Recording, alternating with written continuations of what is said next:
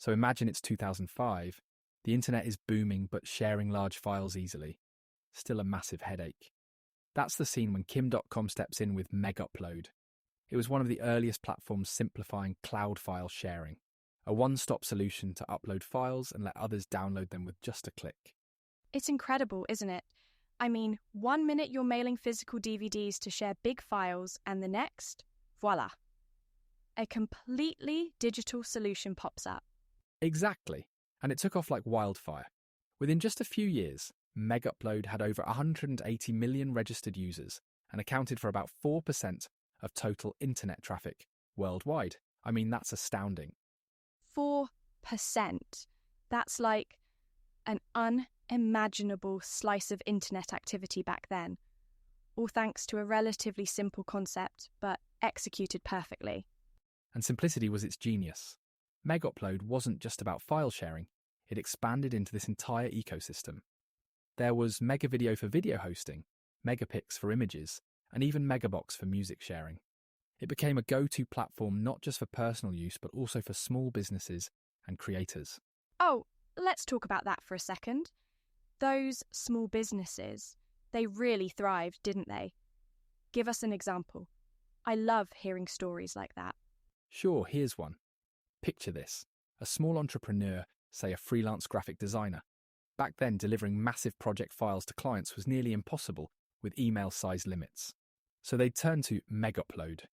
It wasn't just convenience, it was a lifeline. They'd upload everything, design drafts, final files, and just send the client a simple download link. No stress, no delays. Brilliant. I can see how that must have been revolutionary for them. Honestly, it must have felt like Megaupload was changing the way people worked. It really was. And here's the clever part. Their ad-supported model meant you could use most features for free. If you wanted premium perks like faster downloads, then you paid. It was a win-win. Everyone from casual users to businesses got something out of it. Gosh, no wonder it became so popular so fast. When you think about it, Megaupload wasn't just offering file hosting. It was democratizing access to the kind of tech that before only big companies could afford. Spot on. That's what made its rise so impressive. But, as we'll see, this success also caught the wrong kind of attention. And that attention? By January 19th, 2012, it escalated dramatically. Megaupload wasn't just a platform, it was a giant. But on this day, the US Department of Justice made its move. They shut it down, seized $42 million in assets, and arrested its founder, Kim.com, in New Zealand. It was a moment that shook the internet. Wait, they just swooped in and shut everything down, like overnight? Pretty much, yes. They accused Megaupload of being a hub for copyright infringement, essentially saying the site was making billions by allowing users to share pirated content. And .com? Did he admit to any of this? Far from it. .com has continually denied the charges. He said Megaupload was operating legally, pointing out that they took down content when copyright holders issued complaints. But the indictment painted a different picture. It alleged that Megaupload was actively encouraging piracy, even incentivizing it with rewards for uploading popular files. Oh, wow, that's a huge allegation. And I imagine the reaction to this was, what's the word, explosive. That's putting it mildly. The takedown sent shockwaves across the digital world. For starters, countless users suddenly lost access to their files. Files they considered perfectly legal. One story that really stands out is of a small business owner. She'd been using Megaupload to back up her company's documents, contracts, marketing materials, all of it. Then, bam. Overnight, it was gone. She couldn't access anything and, worse, had no backups. Oh no, that's heartbreaking. I can't even imagine what it's like to just lose everything like that. Exactly. And she wasn't alone. Many businesses and individuals relied on Megaupload not for piracy, but for perfectly legitimate purposes. Its sudden disappearance left them scrambling. It's like collateral damage, isn't it? The whole idea of taking down one site, but affecting millions of genuine users in the process. That's precisely the debate to this day. Some argue that the shutdown was necessary to combat piracy. Others see it as overreach, questioning whether it was fair, or even legal, to pull the plug so abruptly. .com himself has called the case against him flawed, even hinting at political motives behind it. And the legal fallout, I bet that became a saga of its own. Oh, absolutely.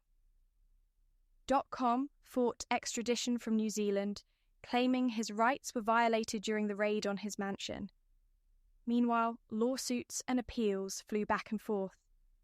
But beyond the courtrooms, the shutdown exposed real divisions over copyright laws, enforcement, and even the moral ground of internet freedoms. It's fascinating, isn't it? Megaupload wasn't just a website. It was like this symbol of a larger, ongoing battle over how we deal with content online. And that battle only escalated after the takedown.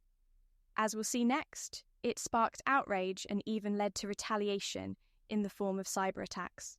It opened up a whole new can of worms. So what unfolded after Megaupload's shutdown? Well, the fallout was nothing short of seismic. It wasn't just Kim.com or the company itself in the crosshairs.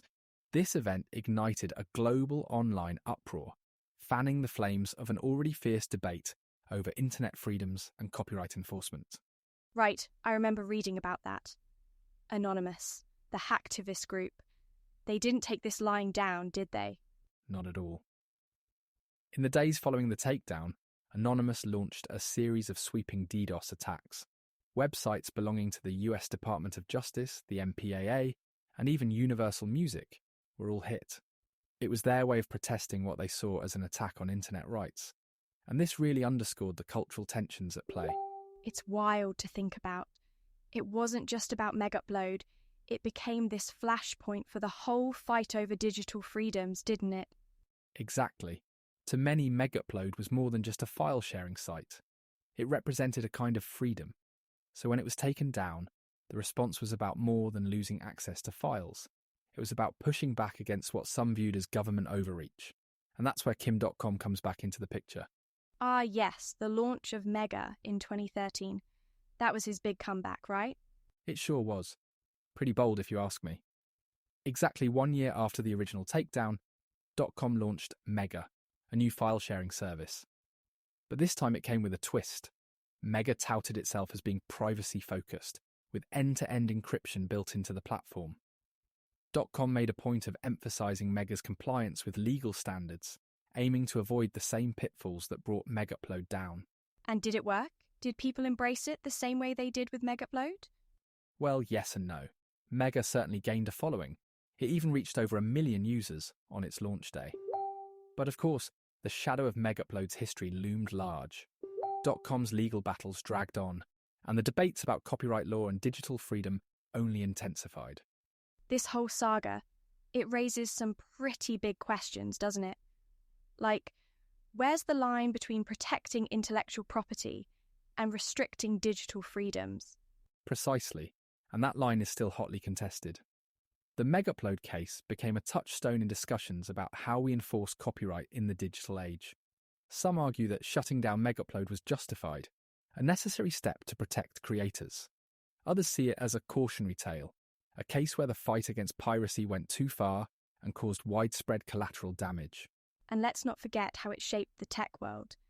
I mean, didn't it make other file-sharing platforms rethink their strategies? Absolutely. The fear of being the next target prompted many platforms to either shut down or limit their services dramatically.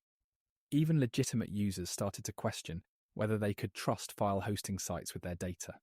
It was a huge shift. And looking ahead, it's clear these debates aren't going anywhere. As long as we're sharing content online, the question of balance between accessibility and control will keep evolving. Couldn't agree more. Megaupload's story wasn't just about one company. It became a lens through which we can examine the broader struggles of the internet age. The legal fights, the ethical questions, and even the retaliatory acts. It all paints a complicated picture of how we navigate rights and responsibilities in a digital world. And, on that note, it's been such an eye-opener, hasn't it? From the rise of Megaupload to its dramatic fall, and then the lasting waves it created, it's a story we'll be discussing for years to come. Absolutely. And that's all for today. Thank you for tuning in. And as always, stay curious about the stories shaping our digital lives.